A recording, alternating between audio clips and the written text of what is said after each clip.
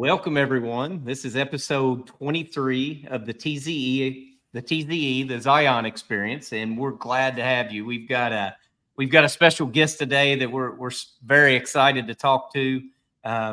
We had a little bit of a do-over on this, so we've already done about a 5-minute intro on this podcast. You're just now seeing this one because we forgot to hit the record button. There's a first time for everything, so we're doing round two, take two of introducing. We've got royalty in the supply chain material handling business in the room with us today. We're very excited to talk to him. I'm going to introduce Bob and his background very, very shortly. But if you're a first-time guest, we're glad to have you. If you're a returning guest, we're also glad to have you. If you are listening to this and you'd like to subscribe, you can find us at YouTube. You can find us at Spotify. You can find us at Apple Podcasts. Anywhere a podcast is shown, you can find us. We'd encourage you to hit the subscribe button, and we're excited to be here today. I've got my co-host and my partner in crime, Jordan Frank, and I'm Jimmy Shaw. So without further ado, let me introduce Bob Trebilcock, who is our guest today. Bob comes to us from Chicago, and Bob grew up in the material handlings industry where his family had been in the industrial packaging business since 1962. He actually worked 6 years at the family business, so maybe we'll hear about that in a little bit. And since then, Bob began writing about material handling in the supply chain industry for Modern Materials Handling in 1984, where he is today the executive editor. Bob may have some news for us about that we're excited to hear a little bit about.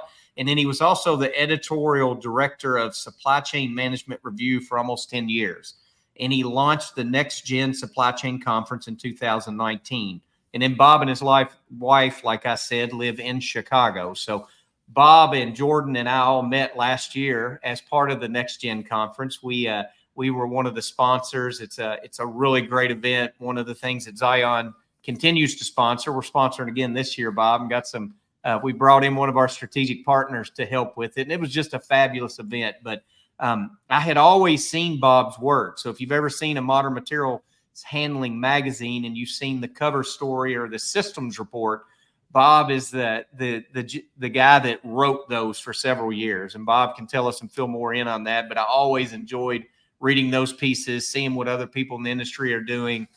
They were just well written, very thorough, great reports that just kept a pulse on how the industry was evolving and what types of systems and automation people are putting in. And then, Bob, what's not in the bio is some of your previous work that you did. And I think Sports Illustrated and some newsstand magazines. So that might be interesting to hear about. And I'll just turn it over to you. So what did I not cover in your bio, Bob, that maybe other people would like to hear about or you'd like to share with the group?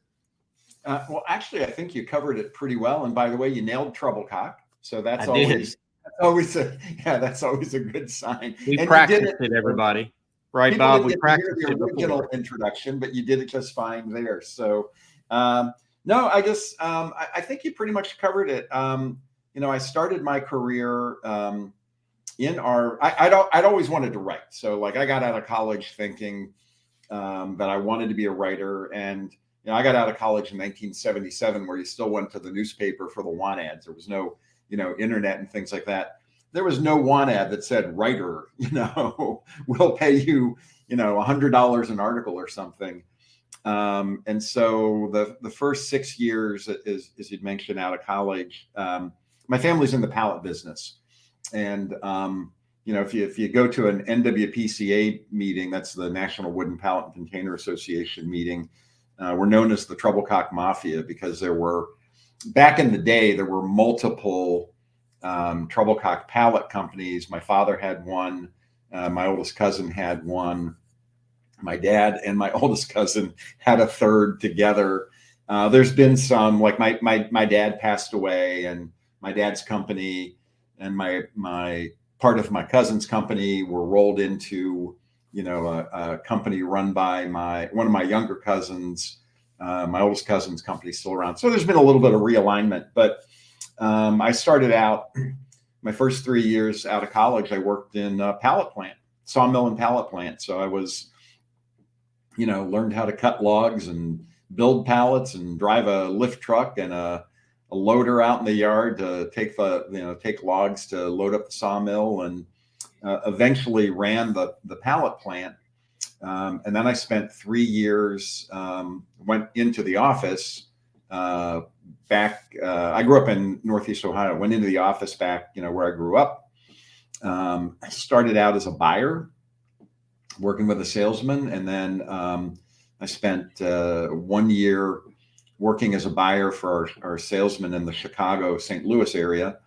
And then I spent 2 years on the road, New Orleans to Breaux Bridge and Baton Rouge, Louisiana, and then Memphis across to where in Arkansas, Springdale, Arkansas, where Tyson Foods is. I sold a lot of pallets at Tyson. Yeah. Foods.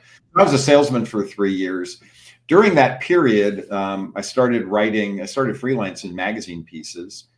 And I reached a point about 3 years into that where I actually was making a nice little living above and beyond what I was making at the family business. And in September of '83, I went out on my own, started magazine writing, was still living in Ohio then. A year later, my wife had an opportunity to go into business with a friend in Keene, New Hampshire, a little town in southwest New Hampshire. And we moved, and for her, and I found myself trying to figure out, what to do for a living. And from my regular magazine business, writing for regional magazines and newspaper Sunday magazines, I knew some editors in New England. I knew an editor at the Boston Globe and an editor at a regional magazine in New England called Yankee Magazine. And so those guys started giving me work right away. And from my family business, someone said, "Oh, you ought to go to Connors Publishing in Boston." Back then, Connors was probably the largest business-to-business magazine publisher in the U.S., and they published Modern Materials Handling amongst a whole bunch of other things. And I called Modern Materials Handling and asked for an appointment, and went down and was introduced to a guy named Gary Forger, who was then, this was November of 1984. Gary had started at Modern in August. So he and I were both kind of new. And he gave me my first assignment in December of 1984, which was to go to Green Bay, Wisconsin, and it was to write a system report, Green Bay, Wisconsin, because the facility had done something that very few facilities were doing at that time. They'd put in a conveyor and sortation system. Gary said, automation is kind of controversial. So, just kind of keep that in mind. So that was, I can't even remember the company. I just remember I'd never been to Green Bay before. And so I flew to Green Bay, came back and did the story. And, that started me with Modern. I wrote for Modern as a freelancer for 5 or 6 years. And then I was also doing, newsstand magazine stuff. In between there, I broke into New York and started writing for places like Sports Illustrated. I wrote for all the women's magazines. I wrote for CBS when the internet came out, I wrote for CBS Money Watch. In near 1990, 1988, 1989, Connors went through a restructuring. They laid off an editor that they really liked. So they started giving him, my work, and I wasn't doing much for them for a few years, but Gary and I stayed in touch. We're still very good friends today. Gary and I stayed in touch. In about 1998, one day he called me and he said, "Do you have time to do one article for me?" And being the jerk that I sometimes can be, I go, "Why? Who died?" Well, it turned out the guy that was doing my work had died. Oh, no. And Gary needed somebody to do a story.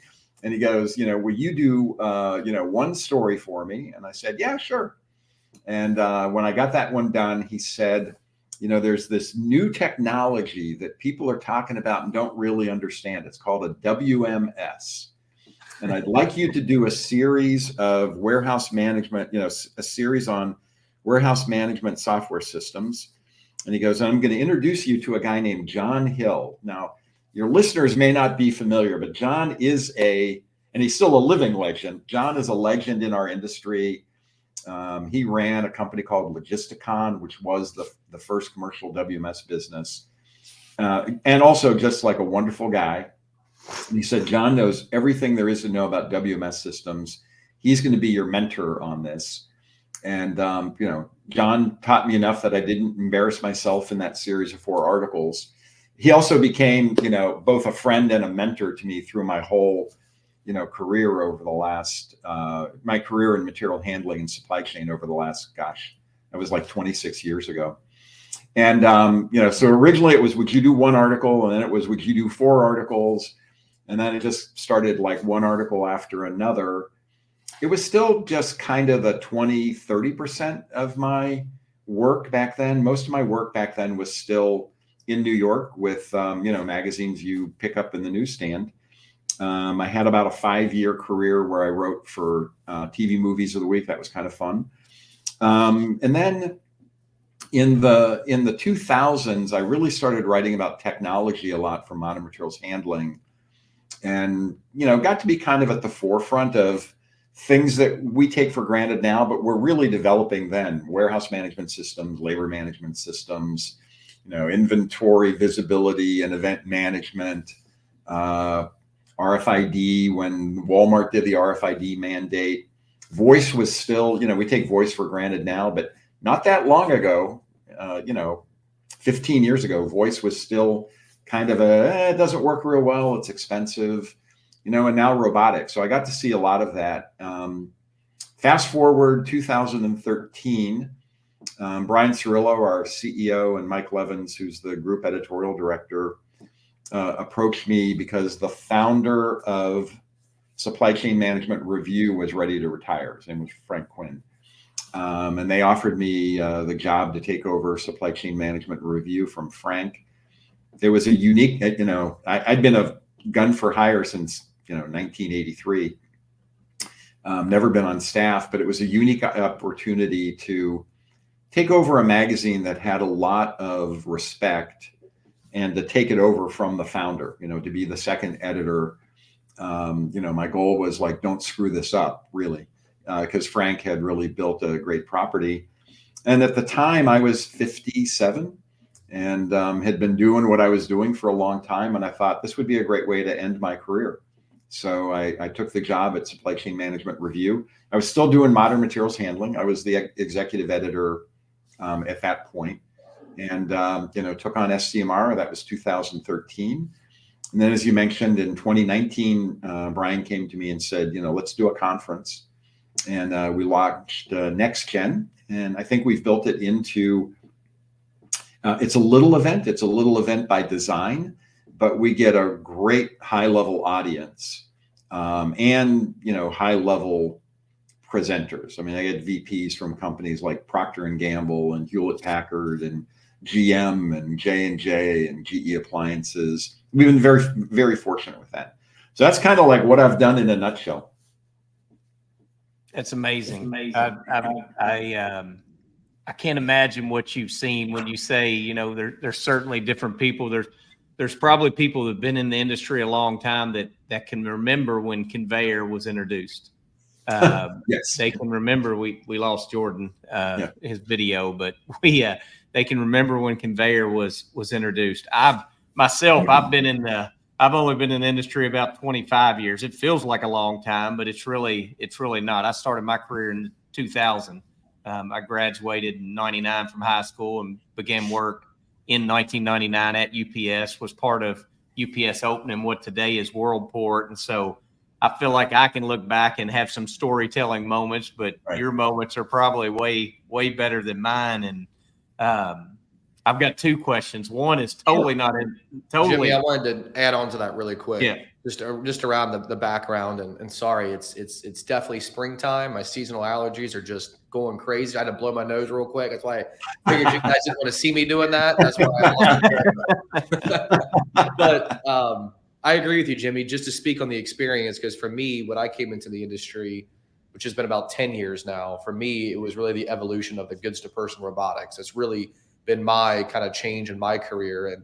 But I come from a long history, a long family of being in the industry. So my grandpa was in it back in the 70s and 80s, and my dad's still in it.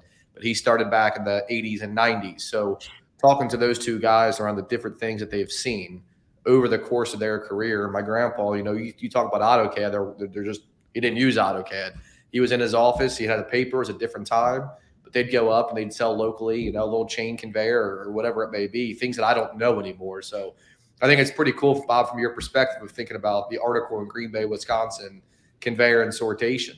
And then, the next piece was the voice, or the WMS, leading to the voice picking. And Bob had me on his podcast, which was great. And we talked through the next evolution from our opinion, which is what we all saw at Modex, getting into the humanoids and those robotics. So it's pretty cool to see how this industry is really starting to, I would say they were always a little older and a little behind, but they've made some significant strides in bringing technology into the warehouse. So just want to get that piece out there. It's pretty interesting to hear. I like talking to my family about it and what they've seen and where we've gone and the size of things. So could be Jordan, you and I probably have a common experience in that, my real introduction to the industry was when I was like 6 or 7 years old, and my dad started his pallet business. And when I was a kid in the summer times, because he used to leave the house on Monday morning, come back, Friday.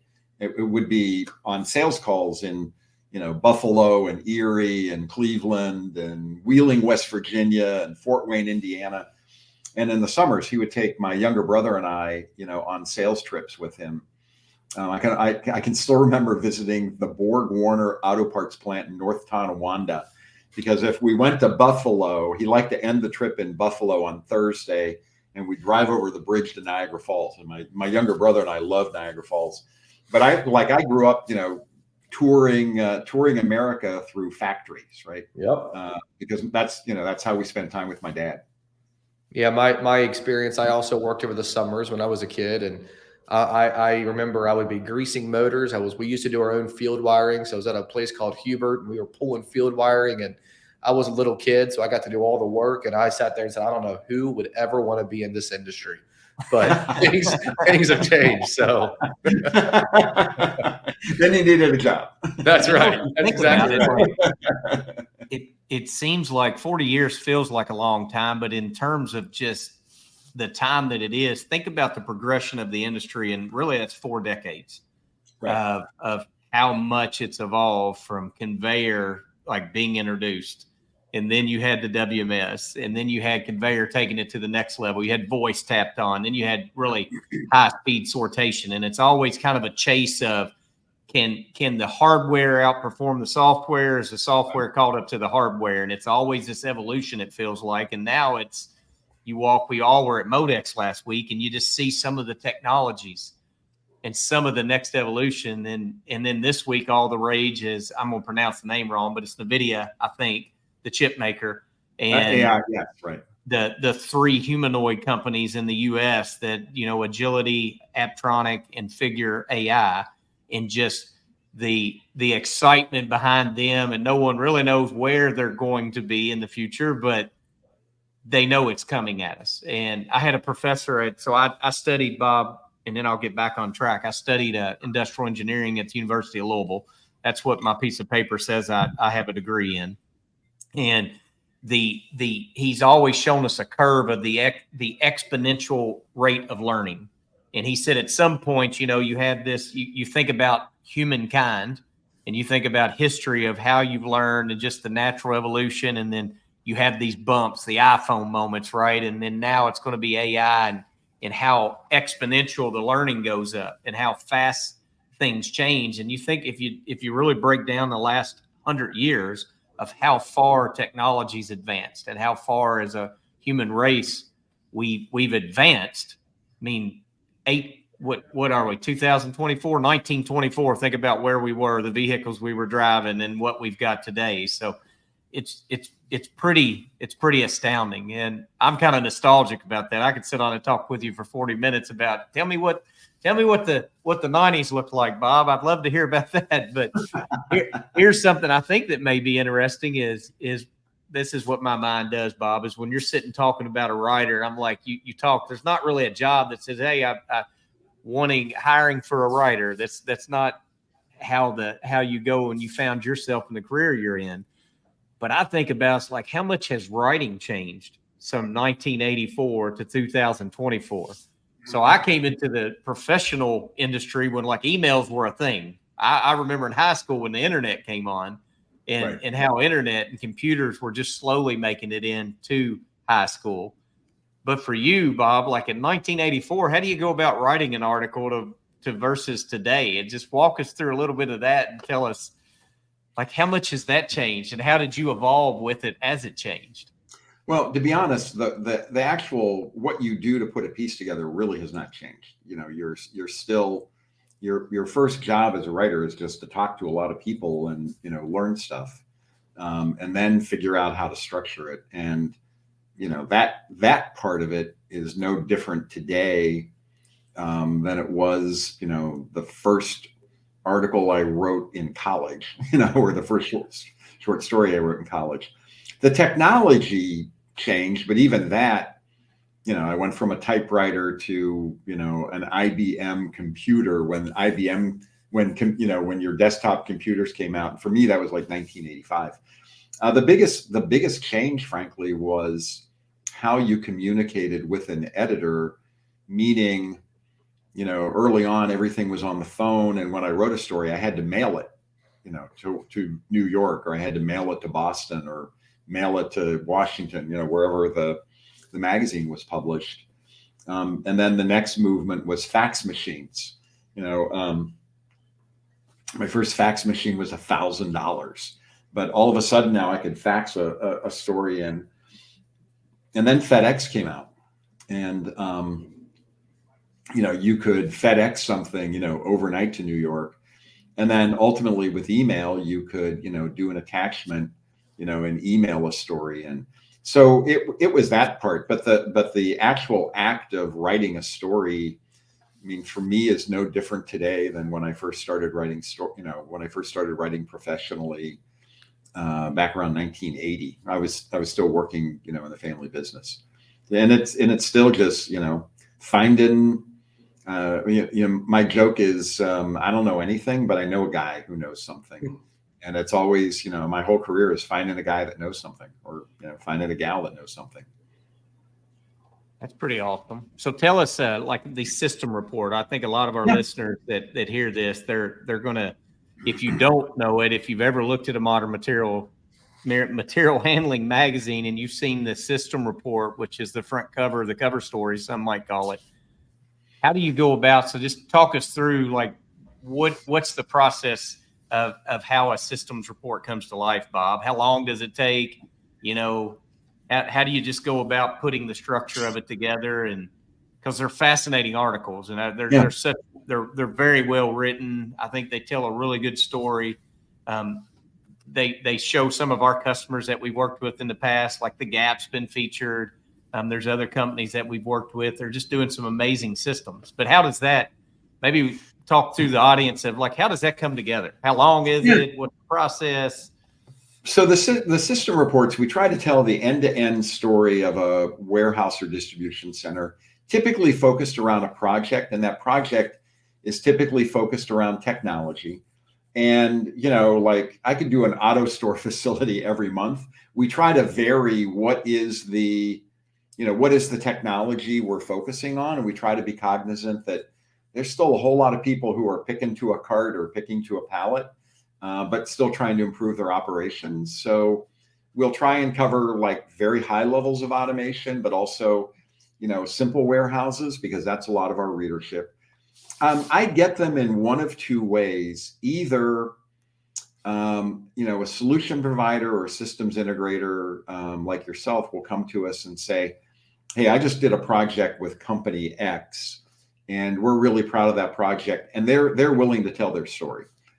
Or because I've been doing them for a long time, now companies like the Gap will come to me and say, hey, we just opened, you know, a new facility in Texas. That was the last, you know, Gap story I did.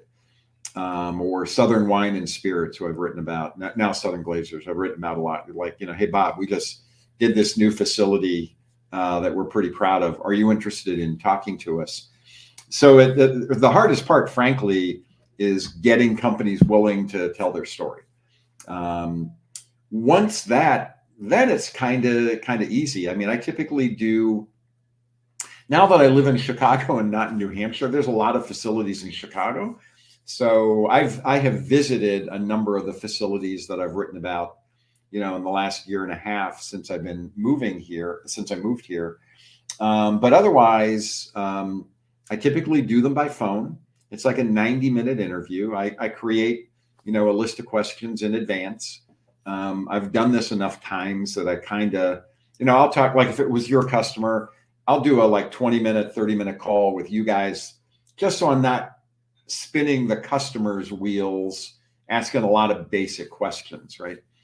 But I'll put a list of questions together, just from doing it for a long time, and then they say it's like a 90-minute phone or Zoom interview, and then I sit down and try and figure out what's the story and what I want to tell. We tell it in two parts. The first part is the actual story of the project and the facility, and how it's improved their business. And the second part is what we call the walk through the system. It's kind of brief, but it just describes how they do, the 4 or 5 things that are common to every warehouse. How do they receive? How do they put away? How do they replenish? How do they do order fulfillment? And there might be multiple fulfillment processes. And then how do they pack and ship? And so I put it together. We do photography. I don't go for the photography, but we arrange photography. I send it back to the company that we interviewed to do a factual review, and then we go to press. But that's kind of the process. The biggest part is getting it set up. That's really the hardest part. How many system reports do you think you've done over the years, Bob? 12 a year for at least 20 years. So just take obviously this is one of the questions we'd sent over, and I told you we don't just really go off the script, but I think this is we'll lean the conversation this way. It's like you've obviously had so much success in your career, and congratulations on that. You've probably touched more people that don't really realize who Bob is, that see your stories, have been inspired by your stories, that are in the industry, that you've been part of the evolution of the 4-decade advancement to where we're getting. And you probably don't realize that as much, but there's probably several moments you're very proud of, but do any stand out? Do you have 1 or 2 moments, 3 moments, whatever? If you got 10, that's fine. We'll listen to 10. Do you have some moments that if you look back and reflect on your career and your 4 decades of doing this, that like, man, I'm really proud of that, or that was special? Yeah. So I'm going to focus on the material handling, the supply chain side, not the newsstand side of my business. On the material handling and supply chain side of the business, I think what I've done well, and maybe training from the other side of my work, is I've been, we don't have breaking news in the material handling industry. So it's not like, I'm breaking, corruption of the city alderman in Chicago when he goes to jail.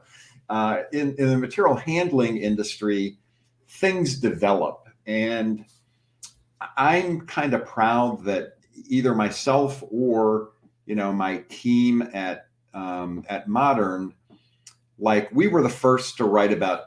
It was then called goods demand. We've now gotten a little bit more correct, and it's goods to person. But we were amongst the first. I did it. We were amongst the first to say, wow, people are telling me about this, deliver to someone rather than somebody walk, and did what I think was the first piece on goods to person. I know we did the first piece on what we now call warehouse execution systems. And the reason I know that is that I was talking to Dwight Klapik at Gartner about it. And Dwight's kind of the guru of, of all these things.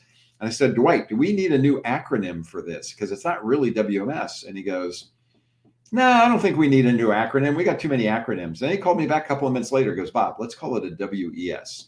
So I know we were the first because I was on the phone with Dwight when he coined, and I credit Dwight with coining the term. I just happened to write it. WES.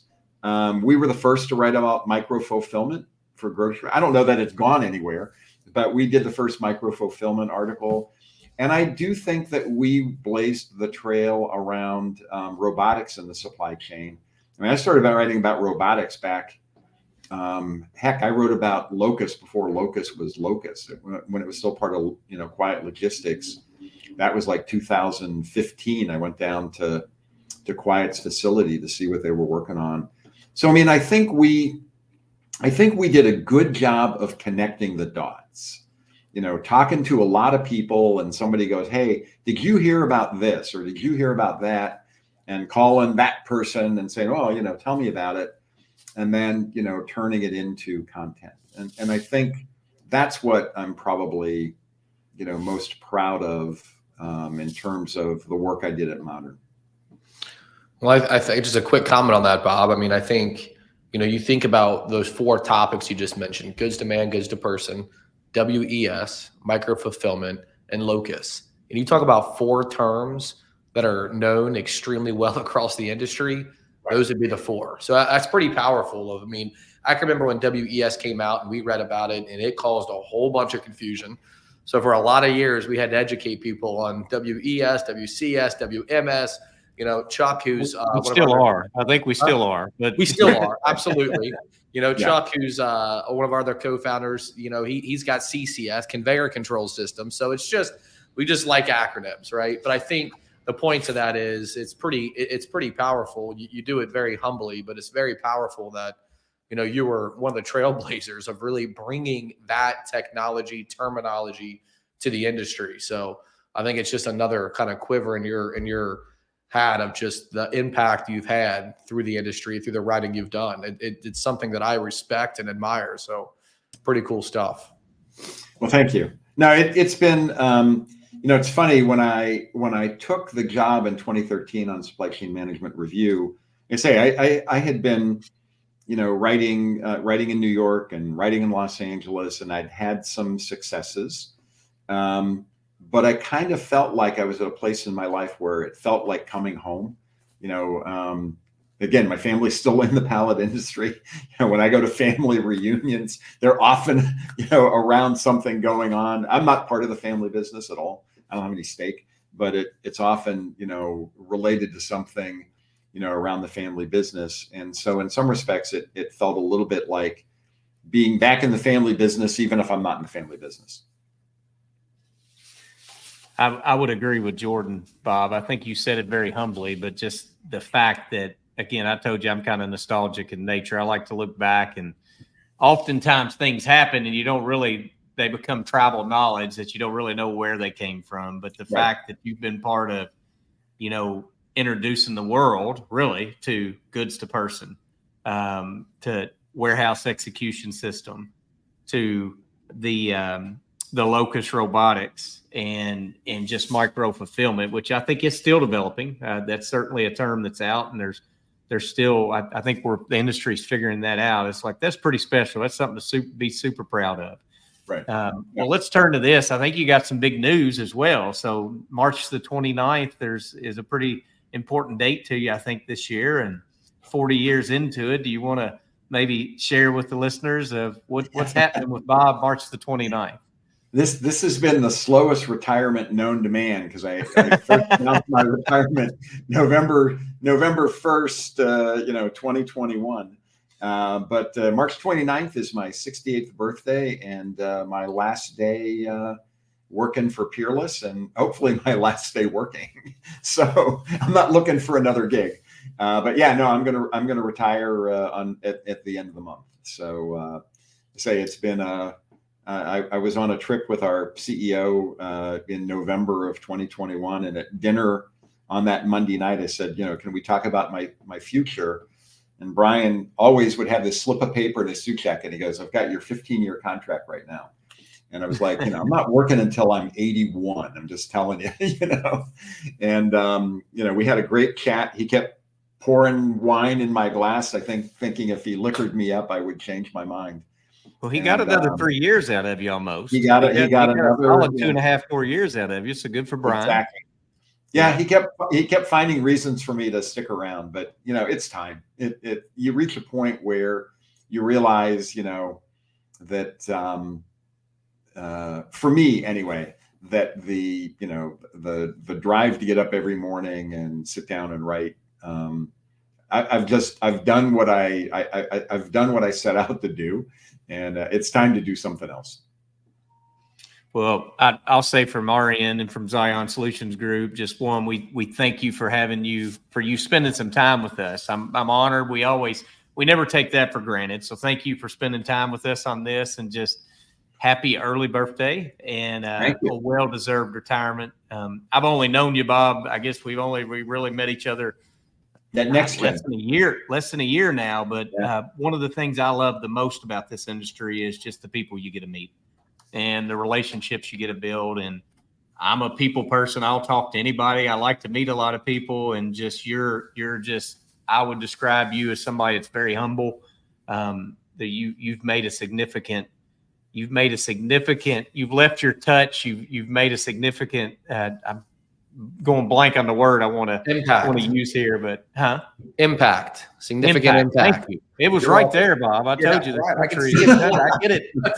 It gets right there, but it's like the impact you've made, the waves you've made, the ripple effect that you've made is like, I think you're very humble about it. But without those 240 articles, you never know who you inspired, how you inspired them. And so we wish you a great retirement, and congratulations on your career and all you've done. And we're grateful you spent a few moments with us today. Well, you know, I mentioned John Hill earlier, who's still, I talked to John the week before Modex. Coincidentally, he called me to see if I was going. But, you know, my career has been shaped by a whole lot of John Hills.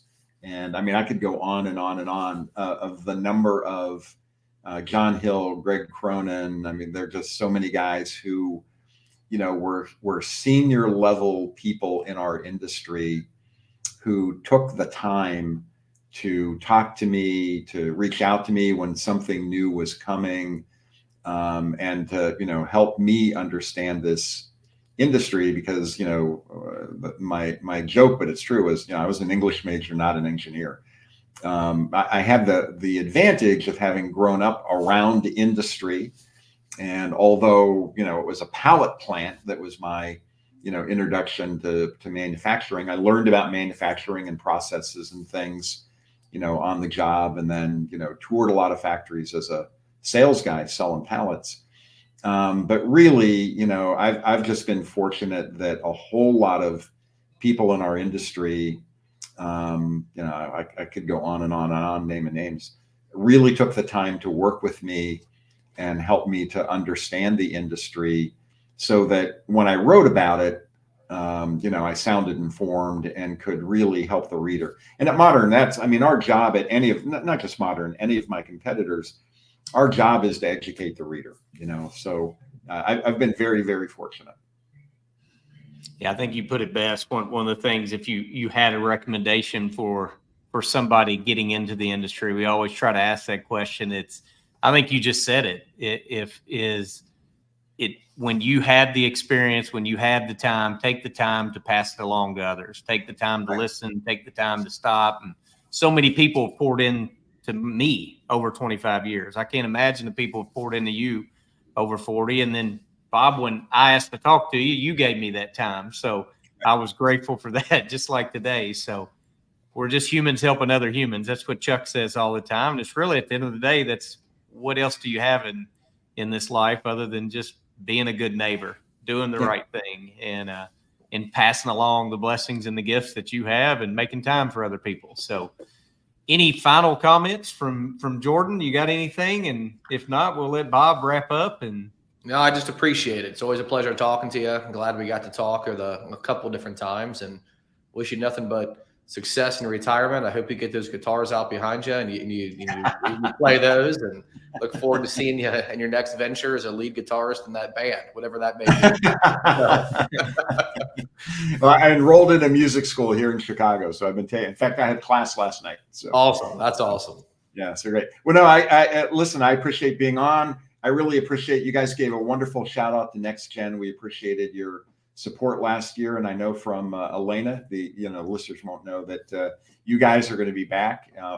I'll be there for drinks. I won't be there for the event itself. But no, I'm just very appreciative of the time and support you guys have given us.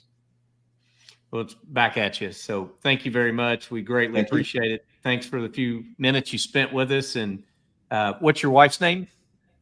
Dilly.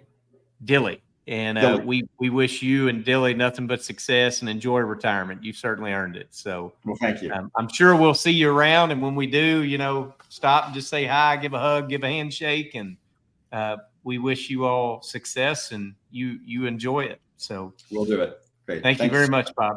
Yeah, thanks, Bob.